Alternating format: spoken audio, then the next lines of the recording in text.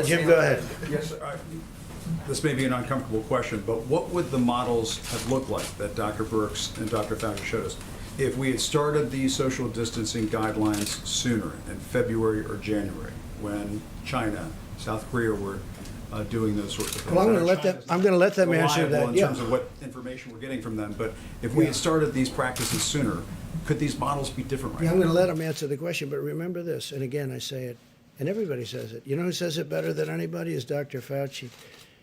I had a decision to make. Maybe it was my biggest decision. China was heavily infected, and thousands of people were coming from China to the United States. And against the wishes, not even wishes, but they disagreed with the decision, I made a decision to stop China from coming in.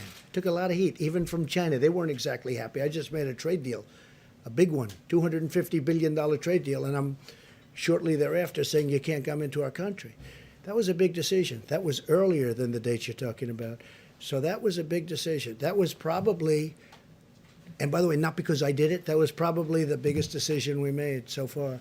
But if you look at the one graph, the problem New York has is New York started late, but the other ones didn't start so late.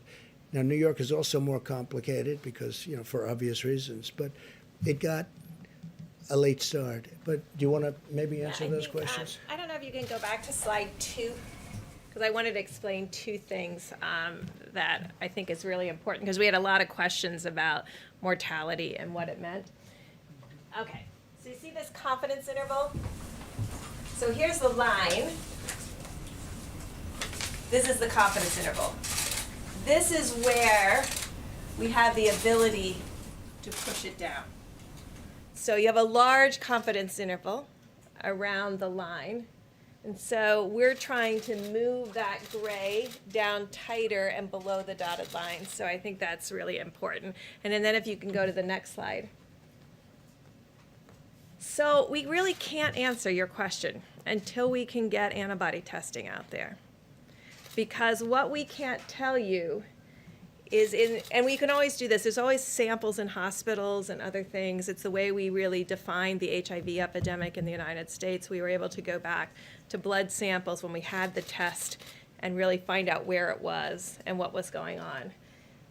We really need to look in here and really see, was there virus significantly circulating in early March and in late February, and what did it look like, and where was it, and was it all in the metro areas? And I think that's what Dr. Fauci and I are very, very focused on, is getting serology testing out there to really figure out when it came, and really have those samples to be able to do that.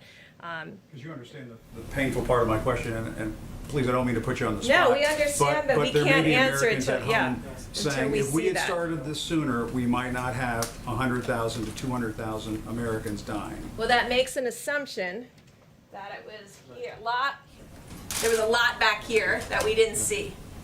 And until we have the antibody test, I can't really answer that. Just to underscore what Dr. Birx was saying, if there was no virus in the background, there was nothing to mitigate. If there was virus there that we didn't know about, then the answer to your question is probably yes. Now, the only trouble with that is that whenever you come out and say something like that, it always becomes almost a soundbite that gets taken out of context. But I think that's very important, what Dr. Birx has said, is that if there was covert infections here that we didn't know about, and we didn't mitigate then they would have made a difference. If there was virtually nothing there, then there's nothing to mitigate. And I don't know the answer to your question. But we were watching South Korea, and China and Italy, and we weren't taking action when those countries were Right, spiking. sure. In a perfect world, it would have been nice to know what was going on there. We didn't, but I believe, Jim, that we acted very, very early in that. If we had adequate testing, would we have known? Yeah, we would have known the same thing. We inherited obsolete tests. Can I speak to that too as well? President made reference to the fact, January 31, he suspended all travel from China. Shortly thereafter, we issued strong travel advisories for the sections of Italy implicated and sections of South Korea. And we reached agreements with those countries to screen all passengers from all airports coming into the United States of America. The president's initial efforts were designed at preventing the coronavirus from coming into the United States. And what our experts have told us again and again at the Coronavirus Task Force is that those actions bought us a significant amount of time on this curve to respond with the kind of mitigation efforts, standing up resources, testing, and supplies that are in effect. But we went from a prevention strategy the president acted on before the month of January was over to a mitigation strategy, which continues to this day. And if I can also say, just to every American, all the questions about resources are very important. And I can assure you that the president and our task force are preoccupied with these issues and working with governors hour by hour to meet those needs. But if Americans will put into practice these guidelines for another 30 days, they'll do their part to lower the curve and save lives, most importantly, and limit the burden on our hospitals and our healthcare system in the country significantly. And so make no mistake about it, while we're going to work our hearts out, leave no stone unturned to find the resources, the masks, the ventilators that we need. And we are going to meet that moment with the full energy of the American economy and the whole of the American government. The American people have a role to play in preserving that medical capacity in a way that will ensure that people that are caught up in the coronavirus, particularly those that are vulnerable to the most serious outcomes, which are seniors with serious underlying health conditions or anyone with an immunodeficiency, have the resources, the support, and the health care that every American family would want their loved one to have.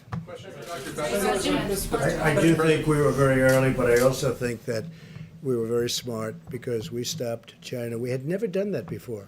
You know, we had never closed our borders before, as I read, I don't know, maybe that's not right. And Dr. Fauci had also said I think it was maybe the biggest moment because we were stopping the source, we were stopping the infection, but we also stopped Europe very shortly thereafter. That was a big decision. That was not an easy decision either. I stopped them a long time before people started stopping anyway. So we stopped China, we stopped Europe, we stopped all of Europe. And then ultimately we stopped UK, Ireland. Yes.